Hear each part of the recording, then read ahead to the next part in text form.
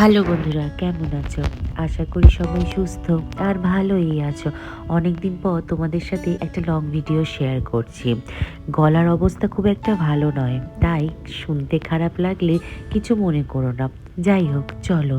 কি সবাই ভাবছো তো এরম ব্যাগ ট্যাগ গোছাচ্ছি, কোথায় যাওয়ার প্ল্যান করছি কি না? হ্যাঁ, আমরা হঠাৎই সবাই মিলে ঠিক করেছিলাম একটু পুরী ঘুরে আসবো। এই যে ঠিক হওয়াটা, এটা কিন্তু হঠাৎই হয়েছে আমাদের। তাই আমি, সুমন, দাদাভাই অহনা আর টুনটুন আর তার সাথে ভাই মিলে রওনা দিয়েছিলাম পুরীর উদ্দেশ্যে। যাচ্ছিলাম জগন্নাথ এক্সপ্রেসে করে। ট্রেনটা ছিল আমাদের সন্ধ্যে 7:05 বাকি, ওই মানে 6:55, শালিমার থেকে পুরী। বাস সবাই মিলে একদম রেডি হয়ে সবাই মিলে সাজুগুজু করে বেরিয়ে পড়লাম পুরীর উদ্দেশ্যে।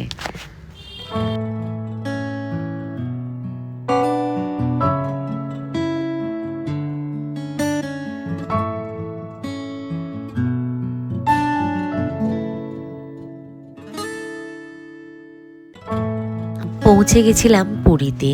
তবে জানো তো একটা কথা, আমাদের এই জগন্নাথের এক্সপ্রেস যে ট্রেনটা, সেই ট্রেনটা ছিল 6:55 শালিমার থেকে, আর পুরীতে নামানোর কথা ছিল ভোর 4:35, কিন্তু আমাদেরকে 3:30তেই পুরী স্টেশনে নামিয়ে দিয়েছিল। এই ট্রেন অ্যাডভান্স পৌঁছে যাওয়াটা আমার কাছে একটা নতুন অভিজ্ঞতা, প্রায় অভিজ্ঞতা নেই বললেই চলে এই বিষয়ে। যাই হোক, এবার ওখানে গিয়ে ফ্রেশ ট্রেশ হয়ে আমরা সবাই মিলে রেডি হয়ে পেরেছিলাম জগন্নাথ দেবের দর্শন করতে যাব বলে। হ্যাঁ, তবে জানাই, এবারে আমরা পুরীতে গিয়ে কোনো হোটেলে উঠিনি, উঠেছিলাম রামকৃষ্ণ মঠের গেস্ট হাউসে। বাস সবাই মিলে রেডি হয়ে একদম অটো বুক করে চলে যাচ্ছি জগন্নাথ দেবের দর্শনের উদ্দেশ্যে পুরী মন্দিরে।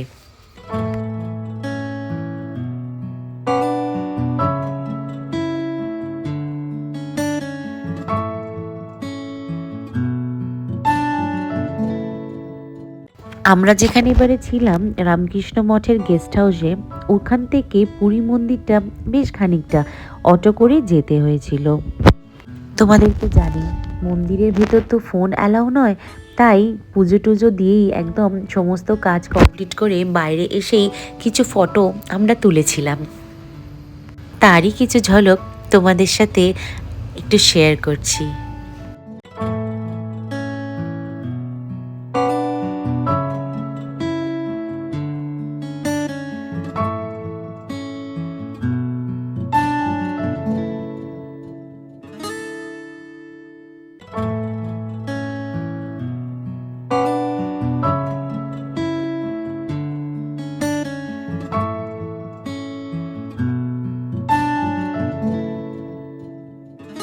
বাইরেটা কি সুন্দর, ঝাঁ চকচকে আর পরিষ্কার পরিচ্ছন্ন।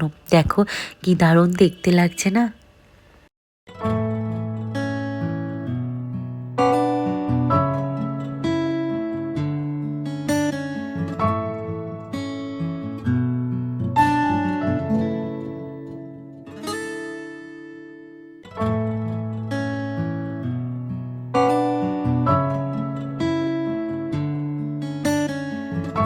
এবার পুজো দিয়ে কাজ কমপ্লিট করে গেস্ট হাউসে ফিরে আসার পালা। ফিরে এলাম গেস্ট হাউসে।